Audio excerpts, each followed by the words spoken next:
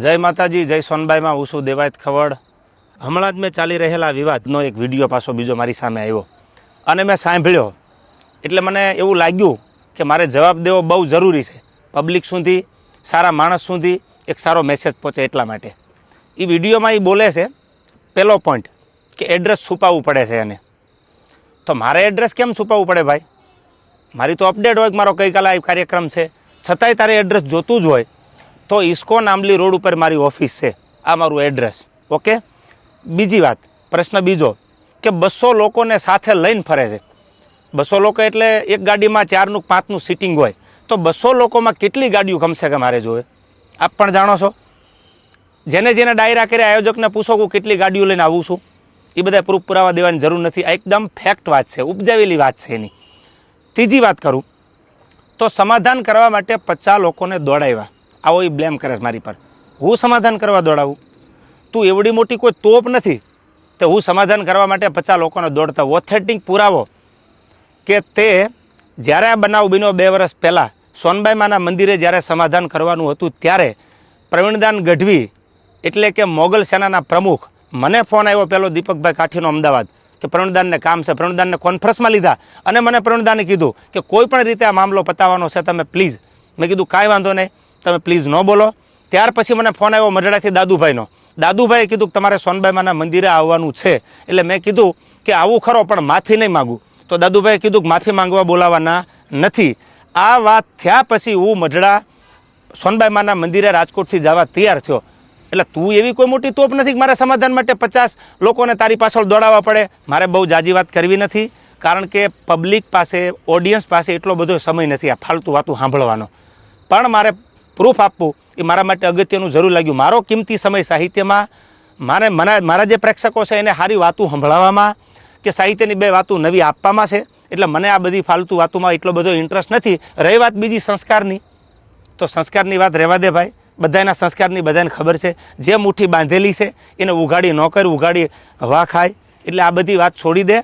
અને રહી વાત છેલ્લી મોરાની, તો તને સ્ટેજ પરથી પણ કીધું હતું કે જેદી મજા આવે ત્યારે મોરે મોરો દેવાની તારી તૈયારી છે, એથી જ આજે મારી તૈયારી છે, પહેલ તે કરી છે। એટલે હું તારી રાહ જોઉં છું। સમાધાન પછી સ્થિર પાણીમાં કાંકરીનો ઘા તે કર્યો છે, તો હું તારી રાહ જોઉં છું। આઈ એમ વેઇટિંગ ફોર યુ। કોઈ લાંબી ચર્ચા કરવાની જરૂર નથી। મેં આની પહેલાંય કીધું હતું ને, હજી કહું છું, ડાયલોગબાજી બંધ કરી દે।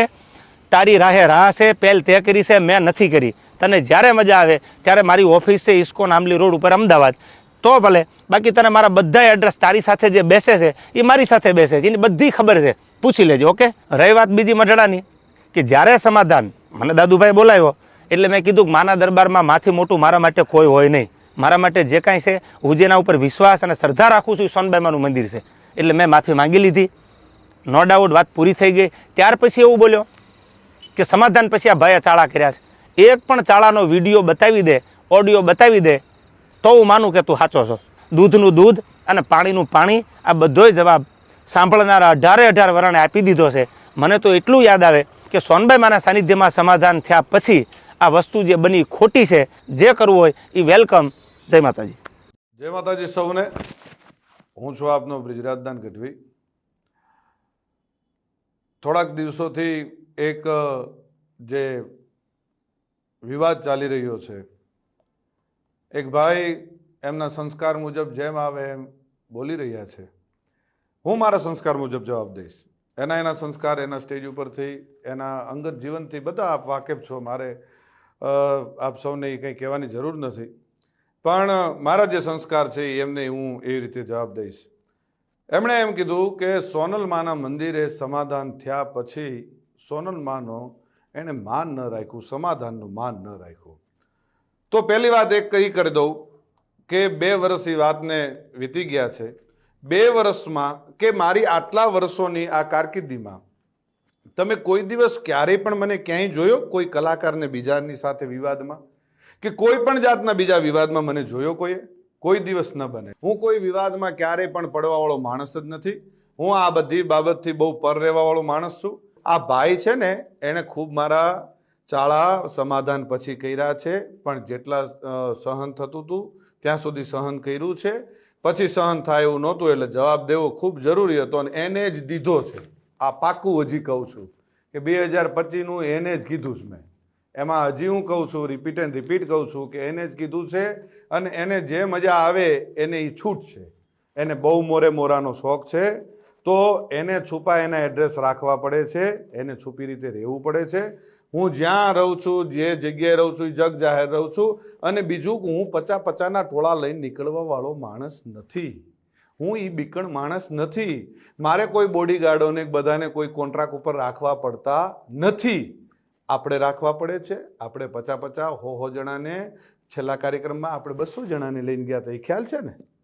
એટલે એ બધું આપશ્રીને શોભે છે, આપશ્રીને કરવું કોઈ વાંધો નહીં. હું ને મારો ડ્રાઈવર વધીને કોઈક એકાદો ભાઈ કદાચ કોઈક ભેળો હોય તો અમે એટલા જ હોઈએ છીએ. ગમે ત્યારે મજા આવે ત્યારે મોસ્ટ વેલકમ છે.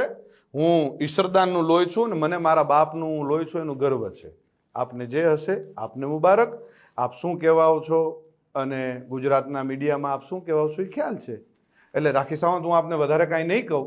રહી વાત હું જુવાનિયાને બગાડું છું એવું આપશ્રીનું કેવું થાય છે, તો પહેલી વાત એ કરી દઉં કે દુનિયા આખીને ખબર છે કે હું દુનિયાને વ્યસન મુક્ત કરાવું છું. હું દુનિયાને સંસ્કારનો સારા કાર્યક્રમોની સારી વાતો કરું છું. આપશ્રી જેવું 302, 307 આવું કરાવવાનું કોઈ કાર્ય મારું નથી. ક્યારેય પણ હું કોઈ અશ્લીલતા ઉપર ક્યારેય અશ્લીલ શબ્દ મારા સ્ટેજ ઉપરથી નથી આવ્યો. જે આપના સંસ્કાર મુજબ આપ ખૂબ સરસ રીતે જે આપના સંસ્કાર આપ દેખાડો છો એ મારું ક્યારેય હું કોઈ અશ્લીલ શબ્દ નથી બોલ્યો. કોઈ બેન દીકરી માટે ક્યારેય કોઈ હું ખરાબ વાત નથી કરી. આપને શોભે એ આપ કરો છો, આપને મુબારક. અને મોરાનો જ્યારે પણ શોખ હોય ત્યારે કોઈ પણ જાતનું મનમાં ન રહી જાય, મનમાં ન રાખતા. વેલકમ છે અને મોસ્ટ વેલકમ છે. મારે તમ તારે કોઈ બીજી આપની સાથે બીજી ચર્ચાઓ નથી કરવી, બીજી વાતો નથી કરવી. પણ મારા ચાહક મિત્રો, મારા બાપુના ચાહક મિત્રો, લાખો કરોડો ચાહક મિત્રોને માઠું લાગ્યું છે. અને આ માત્ર તમે મને એકને નથી કીધું, ચારણ સમાજને કીધું છે. તમે જે શબ્દ વાપર્યા છે મને મારી એક માટે નથી વાપર્યા, ચારણ સમાજ, આખા ચારણ સમાજને તમે સંબોધીને કીધું છે. અને બીજું કે જે આપશ્રીના રોટલા ચાલે છે ને એ કોના થકી ચાલે છે ખ્યાલ છે ને? મારા પરિવારનું હું નથી કહેતો, ચારણો થકી ચાલે છે. અને જે આપ પાછળથી જે કંઈ ચારણો માટે કોમેન્ટ કરો છો, જે કંઈ કરો છો, માપે રહેજો. મજા આવશે. બાળકોને બાયું ચડાવવાની કે જુવાનિયાને બાયું ચડાવવાની શીખવાડવાની વાત કરો છો તો એ તમારે ઓલો બાળક જે આવીને બોલે છે એ કોણ? એ કોઈને ખબર પડે? એ સ્ક્રિપ્ટેડ છે આ બધું, એ નથી ખબર પડતી. એ બાળકને તમે સમજાવીને એક ભાઈ તમને આવીને કાનમાં કહી ગયો અને એ છોકરો આવીને તમને કહે, એલા ભાઈ આ બાળકને તમે જિંદગી નથી બગાડતા? અત્યારથી આ બધું શું શીખવાડો છો? ચકલા બાજ નહીં બન જાતા. આ શું છે? શું તમારા સંસ્કારો ખબર પડી જાય છે. એટલે માપે રહ્યો, પાછા વળી જાઓ. અને રહી વાત ડાયરા ઉપરથી કોઈ કોમેન્ટ કરવાની, કોઈ ફિલોસોફી કરવાની, તો એ ખાસ હું કહું છું કે કોઈ પણ જગ્યાએ જાઓ તો કોઈ પણ રીતે કોઈ પણ કોમેન્ટ કર્યા પહેલાં ખૂબ ધ્યાન રાખજો અને કોઈ પણનો ડાયરો બગાડતા નહીં. આ વિડીયોના માધ્યમથી એટલે હું જવાબ દઉં છું. કાલ ડાયરો મારોય હતો પણ એ બીજા બધાને શું વાંક? મારે બીજા બધાનો એ જે કંઈ આપણે વાતો કરવા જઈએ છીએ એટલે એ બધી વાતો મેં કરી. અને ખંભાળિયા જે ડાયરામાં હું બોલ્યો એ સંપૂર્ણ મારા પરિવારનો ડાયરો હતો, મારા સમાજનો ડાયરો હતો, એટલે હું બોલ્યો હતો. અને જ્યાં જરૂર પડે ત્યાં બોલવાનું છે. અને જે તમને શોખ છે ને મોરાનો, એ મોરાનો શોખ તમ તારે જ્યારે પૂરો કરવો હોય ત્યારે મોસ્ટ વેલકમ છે. આવી જજો મોજથી, મનમાં ન રહી જાય એનું ખાસ ધ્યાન રાખજો. અને જેને લાગુ પડે એને નહીં, હું આપ શ્રીને જ કહું છું. શું? આ બ્રિજરાજદાન ઈશ્વરદાન ગઢવી આપ શ્રીને જ કહે છે. એટલે આ ખાસ વાતને યાદ રાખવી હો. અને જે ચાળો કરતા હોય ત્યાં કરવો. જૂનો રાફ ન છેડીએ એમાં જાગે કોક જડાગ. જે રાફડા કદાચ શાંત હોય એમાં હાથ ન નાખવા કે આમાં આપણે. અને ઝેરનું પારખું નકો જોવું હો. છોટો ઉંમર હોય પણ નાગ ન છેડીએ. અને ઝેરનું પારખ્યું નકો જોવું. નાગના ચાળા ન હોય, નાગના બચ્ચાના ચાળા ન હોય. અને હું ઈ માનું સંતાન છું. આ કાયમ યાદ રાખવું કે જેના આપણે નામને આપણે જે દુનિયામાં એના નામના એના ગુણગાન ગાઈએ છીએ ને એ જ માનું હું સંતાન છું. એટલે કાયમ યાદ રાખવું. અને રહી વાત સિસ્ટમની, તો ભાઈ સિસ્ટમ અમારી શું છે એ આખી દુનિયાને ખબર છે. અને મારા બાપુજી વખતથી અમારી સિસ્ટમ ચાલી આવે છે.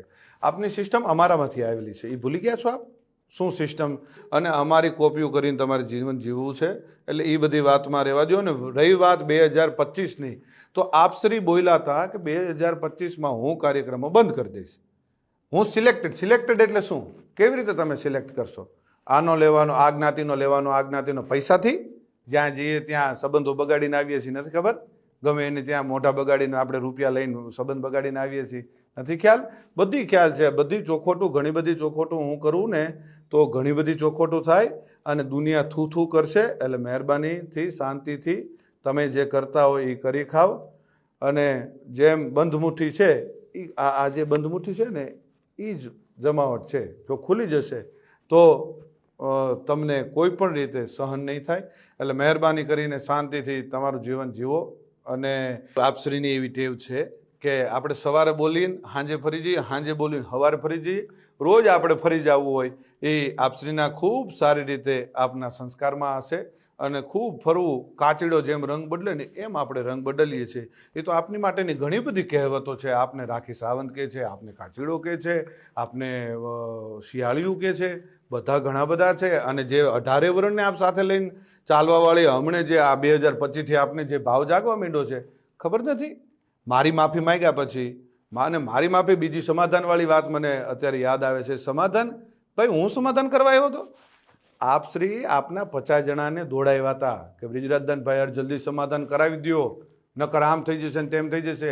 એટલે એ બધી વાતો બંધ કરો. અને બીજી હજી એક વાત કરી દો, 18 વર્ષને સાથે લઈને આલો છો. કેદી આવેલા તમે? ખબર નથી? એક કાર્યક્રમમાં, જાહેર કાર્યક્રમમાં 10,000 માણાની, જે તે સમાજનો કાર્યક્રમ હતો, 10,000 માણાની વચ્ચે માફી માગવી પડી હતી. ભૂલી ગયા છો? ખોટી બધી વાતો બંધ કરો. જે કરતા હોય કરી ખાઓ. અને જે કંઈ થોડું ઘણું તમને આ જે ડાયલોગબાજી આવડે છે, જે કંઈ ટૂંકી વાતો આવડે છે 2-4 મિનિટની, એ કરી જાણો અને મોજ કરો. જય માતાજી, જય દ્વારકાધીશ.